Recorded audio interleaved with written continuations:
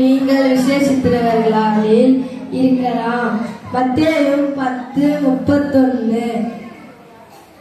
மகனே மகளே, திடன்கொள், உன் விசுவாசம் உன்னை ரட்சித்தது.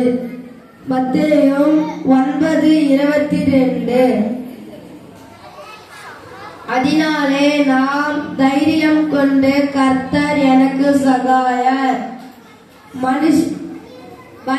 நான் பயப்படேன், மனுஷன் எனக்கு என்ன செய்வான் என்று சொல்லலாமே. எபேரியார் 13:6. நாள் 1. நீங்கள் விசேஷித்தவர்கள். அநேக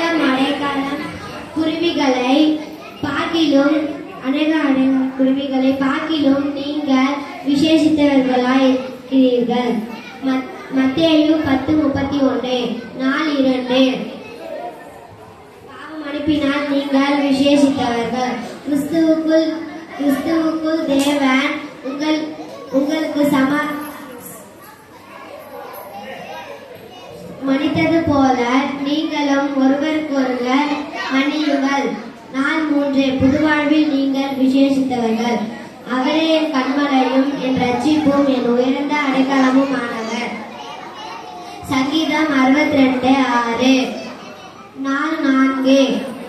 பற்றுறுதியில் நீங்கள் விசேஷித்தவர்கள். மகளே மகளே, திடன்கொள், உன் விசுவாசம் உன்னை ரட்சித்தது. மத்தேயு 9:22.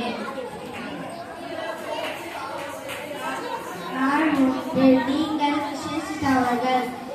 அடைக்கிலா குருவிகளை பார்க்கிலும் நீங்கள் விசேஷித்தவர்களாய் இருக்கிறீர்கள். மத்தேயு 10:31. நாள் 2. பாவம் அனுப்பினால் நீங்கள் விசேஷித்தவர்கள்.